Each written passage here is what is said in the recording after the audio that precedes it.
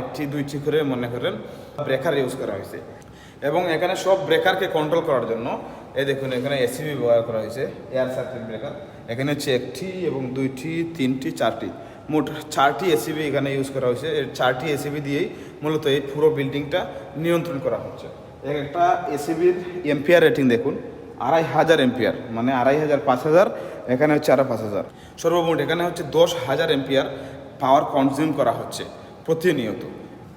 তো এখানে দেখুন আমার পিছনে দেখতে পাচ্ছেন আরও একটি প্যানেল। এটি হচ্ছে দেখুন এখানে 300-এর প্রত্যেকটা ব্যবহার করা হয়েছে। কত বড় হেভি শক্তিশালী একটি প্যানেল। আমি আরও একটু সামনে গিয়ে আপনাদের দেখাই।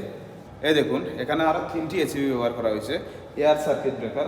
এগুলো যাচ্ছে হচ্ছে আমাদের বেসমেন্টে ইমার্জেন্সির জন্য, ঠিক আছে। এরপরে রুফটপে, মানে এখান থেকে বিভিন্ন জায়গায় হচ্ছে আমাদের পাওয়ার ফিড হচ্ছে। এবার দেখুন আমার এই সাইডে দেখুন একটা টিভি, এটি হচ্ছে ল্যান্ডস্কেপ লাইটিং প্যানেল Z1, ঠিক আছে। এখানে হচ্ছে আমাদের সবগুলো হচ্ছে অটোতে দেওয়া আছে। যখন রাত হয়ে যাবে অটোমেটিকলি আমাদের সব লাইট হচ্ছে অন হয়ে যাবে।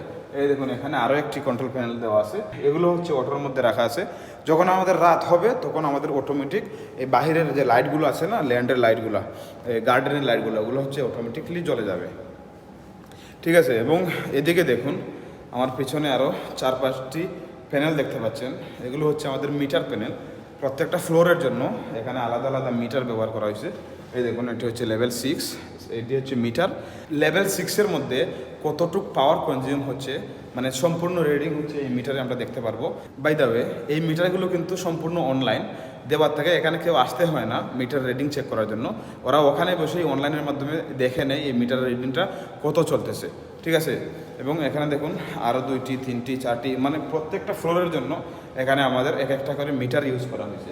আমি যদি আরও একটু সামনে গিয়ে দেখাই, এই দেখুন আমার ডাইন সাইডে দিয়ে কত প্যানেল ইউজ করা হয়েছে এবং বাম সাইডে দিয়েও প্যানেল, মানে সম্পূর্ণ জায়গায় এখানে শুধু একটি মানুষ আসা যাওয়া করতে পারবে অতটুকু জায়গায় আছে।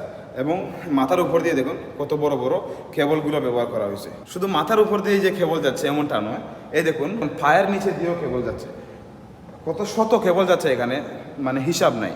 আরও একটু সামনে গিয়ে আপনাদের আমি দেখাই।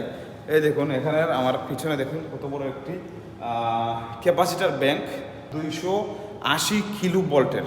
একবার ভাবুন কত হেভি একটি ক্যাপাসিটার এখানে ইউজ করা হয়েছে।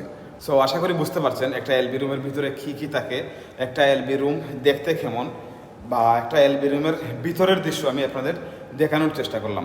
যদি ভিডিওটি ভালো লাগে অবশ্যই আমাদের দেখার সুযোগ করে দেবেন, শেয়ার করে দেবেন এবং আমার পেজটিকেও ফলো করে দেবেন। আর হ্যাঁ, যদি কোনো প্রশ্ন থাকে তাহলে অবশ্যই কমেন্ট করে জানাবেন, আমি উত্তর দেওয়ার চেষ্টা করব।